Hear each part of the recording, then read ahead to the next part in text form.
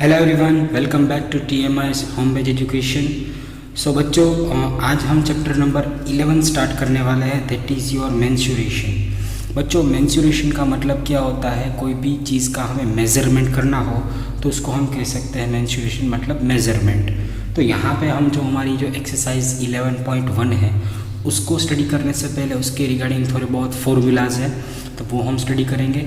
और ये जो सब फॉर्मूलाज है वो हम 2 डायमेंशनल मतलब 2D, जैसे कि मैंने आपको लिखा है कि ये मेरा रेक्टेंगल है, तो अगर मुझे रेक्टेंगल का एरिया फाइंड आउट करना है, फिर चाहे पेरीमीटर फाइंड आउट करना हो तो किस तरह से करेंगे। अभी आपको पता है बच्चों, एरिया क्या होता है। जैसे कि ये मेरी एनक्लोज फिगर है, मतलब कोई फिगर बंद है, तो अंदर का इतना ये जो पोर्शन होगा उसको हम कहते हैं एरिया। अगर पेरीमीटर की बात करें तो ये जो आपको बाउंड्री दिख रही है, मैं अभी आपको दिखा रहा हूँ, ये बाउंड्री, उसको कहते हैं हम पेरीमीटर। तो चलिए बच्चों, पहला जो हमारा फॉर्मूला है वो है रेक्टेंगल। यहाँ पे बच्चों मैंने ऑलरेडी एक रेक्टेंगल ड्रॉ किया हुआ है, बरोबर। रेक्टेंगल में हमें पता होता है क्या होती है, उसकी जो अपोजिट साइड्स है, बरोबर, मतलब ये वाली साइड और ये साइड ये इक्वल होगी, और ये वाली साइड और ये वाली साइड ये इक्वल होगी। ये ऑलरेडी आप लोगों ने 6 स्टैंडर्ड में 7 स्टैंडर्ड में थोड़ा बहुत स्टडी किया हुआ है। तो बच्चों, अगर मुझे क्वेश्चन में पूछा गया है कि रेक्टेंगल का एरिया फाइंड आउट करना है तो क्या फॉर्मूला होगी बच्चों? L into B. L into B का मतलब लेंथ इंटू ब्रेथ। और पेरीमीटर भी आपको पता है, पेरीमीटर क्या होगी बच्चों? पेरीमीटर मतलब ये पूरी बाउंड्री का एडिशन कर देंगे। तो ये बच्चों लेंथ है, ये लेंथ है और ये भी लेंथ है, मतलब 2 टाइम लेंथ आएगी। तो यहाँ पे ये ब्रेथ है और यहाँ पे ये भी ब्रेथ है, मतलब 2 टाइम ब्रेथ आएगी। तो मैं इसे लिख सकता हूँ 2L प्लस 2B। यहाँ से मैं 2 कॉमन ले लूँगा, तो 2 कॉमन लेने के बाद ये आपका बन जाएगा L प्लस B हो जाएगा। नेक्स्ट बच्चों है स्क्वायर। स्क्वायर का सबको पता है, स्क्वायर की सभी साइड कैसी होती है? इक्वल होती है। अगर मैं इसको साइड A लिख दूँ, अगर मुझे इसका एरिया फाइंड आउट करना हो तो क्या करेंगे बच्चों? सिर्फ A मल्टीप्लाई बाई A, मतलब क्या हो जाएगा बच्चों? Side multiply by side. अगर मुझे इसका जो एरिया है बच्चों, पेरीमीटर है, पेरीमीटर फाइंड आउट करना हो तो क्या करेंगे? कितनी साइड है बच्चों? बिकॉज चारों की चारों साइड तो इक्वल है, तो सिंपल 4 इंटू हो जाएगा आपका A। 4 मल्टीप्लाई बाई क्या हो जाएगा? A हो जाएगा। इसका मतलब मुझे इसकी पेरीमीटर मिल जाएगी।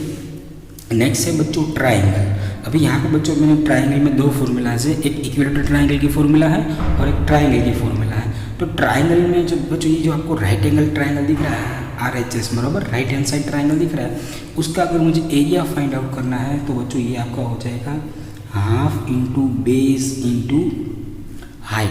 अभी आप बच्चों पूछेंगे sir half into base into height क्या होगा? तो हाफ का तो पता ही आपको, मतलब कोई भी चीज़ का हाफ करे।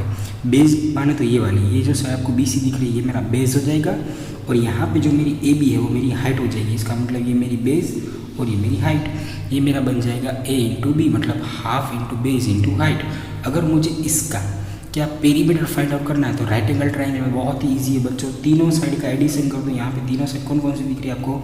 AB plus BC plus AC, इन तीनों साइड का एडिशन कर दो, आपको बाउंड्री मतलब पेरीमीटर मिल जाएगी ये तीनों साइड का। ओके। और दूसरा है बच्चों इक्विलेटरल ट्राइंगल। अभी इक्विलेटरल ट्राइंगल आपको पता है, इक्विलेटरल ट्राइंगल में क्या होगा बच्चों? सभी साइड मतलब ये तीनों की तीनों साइड मेरी क्या होती है? इक्वल होती है। अगर मुझे इसका एरिया फाइंड आउट करना है तो बहुत ही ईजी है। उसका एरिया बच्चों होता है √3/4 मल्टीप्लाई बाई साइड स्क्वायर। ये आपको याद रखना है कौन सी? अगर इक्विलेटरल ट्राइंगल है तो अगर मुझे उसका एरिया फाइंड आउट करना है तो उसकी साइड आएगी बच्चों उसका जो फॉर्मूला होगा √3/4 मल्टीप्लाई बाई साइड स्क्वायर। अभी बच्चों ये राइट एंगल ये इक्विलेटरल ट्राइंगल है, उसमें तीनों साइड कैसी होगी? सेम होगी। तो मैं सिर्फ क्या करूँगा? 3 मल्टीप्लाई बाई A कर दूँ, मतलब कोई भी एक साइड को 3 बार मल्टीप्लाई कर दूँ तो मुझे उसका पेरीमीटर मिल जाएगा। आप होप आपको ये रेक्टेंगल, स्क्वायर एंड ट्राइंगल की फॉर्मूला समझ में आई होगी। नेक्स्ट में है बच्चों पैरेललोग्राम। अभी पैरेललोग्राम क्या होता है बच्चों? पैरेललोग्राम वो है, मतलब पैरेललोग्राम को समझने से पहले मैं आपको जस्ट एक इंट्रोडक्शन दे देता हूँ क्वाड्रिलेटरस के बारे में। क्वाड्रिलेटरस क्या होता है बच्चों? जिसकी 4 साइड हो। कोई भी अगर फिगर है उसकी अगर 4 साइड है तो उसको भी क्या कह पाऊँगा? क्वाड्रिलेटर। अभी क्वाड्रिलेटर में भी एक शेप आता है, उसको कहते हैं पैरेललोग्राम। पैरेललोग्राम किसे कहेंगे बच्चों? जिसकी ऑपोजिट साइड इक्वल हो, मतलब A और ये, मतलब ये दोनों साइड इक्वल होगी और ये दोनों साइड भी इक्वल होगी, और वो एक दूसरे को क्या होगी? पैरेलल होगी। क्या होगी? एक दूसरे को पैरेलल। पैरेलल आपको पता है the 2 lines which never meet, जो कभी भी 2 लाइन हो कभी मिलेगी नहीं, मतलब मीट नहीं करेगी, तो उसको कहते हैं हम पैरेलल, बरोबर। तो ये जो मैं आपको फिगर दिख रही है उसका ये है मेरा पैरेललोग्राम। अभी पैरेललोग्राम का फॉर्मूला होता है बच्चों बेस इनटू हाइट। ये मेरा बेस हो जाएगा, ये मेरा क्या है बच्चों, ये मेरा बेस है और ये मेरा हाइट है। मतलब आपको कोई दिया होगा कि भाई हाइट इतनी है, बेस इतना है, find out the area of the parallelogram. अभी उसकी बच्चों पेरीमीटर मुझे फाइंड आउट करना था एज यूजुअल रेक्टेंगल के हिसाब से, ऑपोजिट साइड्स आर इक्वल, बरोबर। मतलब मुझे पेरीमीटर क्या होता है, इसकी बाउंड्रीज। तो यहाँ पे ए और ए मतलब 2 टाइम्स है और यहाँ पे बी मतलब बी 2 टाइम्स बी। अगर मैं 2 कॉमन ले लूँगा तो क्या हो जाएगा 2 in bracket A plus B. ये आपका हो गया पैरेललोग्राम। नाउ बच्चों नेक्स्ट आपको समझना है रोहम्बस। रोहम्बस क्या होता है बच्चों, डायमंड शेप, मतलब जिसकी मतलब सभी, यहाँ पे रोहम्बस क्या होगा बच्चों, जिसकी सभी साइड क्या होगी, इक्वल होगी और डायगोनल आपको बताया, हमने डिस्कशन किया था 7th स्टैंडर्ड में। डायगोनल मतलब कि जो दो ऑपोजिट वर्टाइस है, मतलब यहाँ से लेकर ये जो लाइन ड्रॉ मैंने की है उसको कहते हैं डायगोनल। ये भी मेरी क्या हो जाएगी बच्चों, डायगोनल हो जाएगी, बरोबर। तो डायगोनल दी गई है D1 एंड D2। अब D1 इसके भी कह सकते हो, D2 इसको भी कह सकते हो, या D1 इसको D2 इसको, बरोबर। तो उसकी फॉर्मूला हो जाएगी बच्चों area is equal to rhombus का अगर मुझे एरिया फाइंड आउट करना है तो क्या करेंगे, इसका half into diagonals D1 into D2, half into diagonals D1 into D2। यहाँ पर भी मल्टीप्लाई आएगा, मतलब 2 डायगोनल का मल्टीप्लाई कर दो, उसका हाफ कर दो तो आपको उसका एरिया मिल जाएगा। अभी यहाँ पे बच्चों ये क्या दिख रहा है आपको, स्क्वायर जैसा दिख रहा है, बरोबर।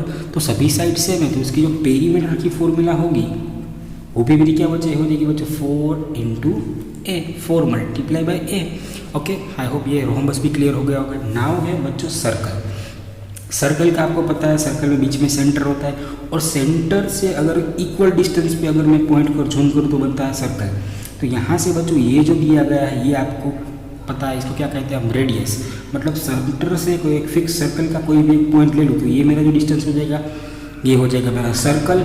और डायमीटर किसे कहेंगे बच्चों, अगर सर्कल के एक पॉइंट से दूसरे पॉइंट पर मैं ऐसा लाइन ड्रॉ करूँ बट वो सेंटर से पास होनी चाहिए तो इसको कहते थे हम डायमीटर, बरोबर। अभी मेरे पास डायमीटर दिया गया है और मुझे रेडियस फाइंड आउट करनी, तो हमारे पास फॉर्मूला था, क्या करता था हम, मतलब हमें पता है बच्चों जो डायमीटर होता है अगर डायमीटर को मैं आधा कर दूँ तो मुझे रेडियस मिल जाएगी, मतलब D is equal to R/2।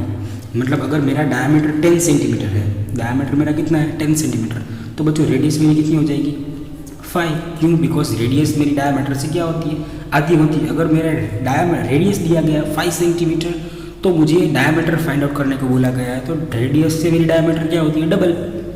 Okay, तो अगर रेडियस 7 सेंटीमीटर तो डायमीटर कितना हो जाएगा बच्चों 14 सेंटीमीटर। ओके, अगर मुझे सर्कल का एरिया फाइंड आउट करना है तो कौन सी फॉर्मूला आएगी, πr²। बच्चों ये पाई सिंबल है, अभी पाई के बारे में हम थोड़ा बहुत नेक्स्ट सेशन में बराबर डिस्कशन करेंगे। पाई क्या होता है बच्चों, एक पाई की वैल्यू फिक्स होती है 22/7। या तो अगर आपको क्वेश्चन में बोला गया है या तो आप पाई की वैल्यू 22/7 लो, या तो आपको बोला गया है 3.14। ये पाई की 2 वैल्यू है। क्वेश्चन में अगर आपको बोला गया है 3.14 लेना है तो आपको 3.14 कंसिडर करना है, अगर नहीं बोला गया है तो आपको 22/7 लेना है। पाई का मतलब होता है बरोबर, वो नेक्स्ट सेशन में डिस्कशन करेंगे। अभी आपको जस्ट फॉर्मूला याद रखनी है, एरिया क्या होगा सर्कल का πr²।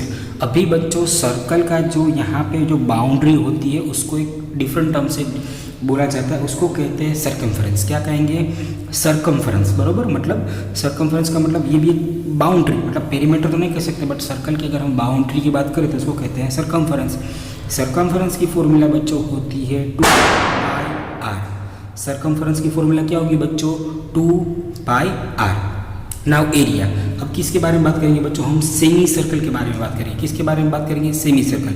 सेमी सर्कल क्या होगा बच्चों, एरिया। मतलब अगर मुझे सेमी सर्कल का एरिया फाइंड आउट करना है तो सर्कल के एरिया से हम हाफ कर दें तो मुझे सेमी सर्कल मिल जाएगा। सेमी सर्कल का मतलब क्या होता है, सर्कल का हाफ। और उसका जो सर्कमफरेंस होगा वो सर्कल का सर्कमफरेंस क्या था बच्चों 2πr, तो सेमी सर्कल का सर्कमफरेंस क्या हो जाएगा πr, मतलब उससे आधा। ओके, तो आज बच्चों इस वीडियो में हमने सभी फॉर्मूलाज के बारे में डिस्कशन किया है। नेक्स्ट वीडियो में मैं आपको इसका जो एक्सरसाइज 11.1 है उसके बारे में स्टडी करेंगे। टिल देन जय हिंद, धन्यवाद।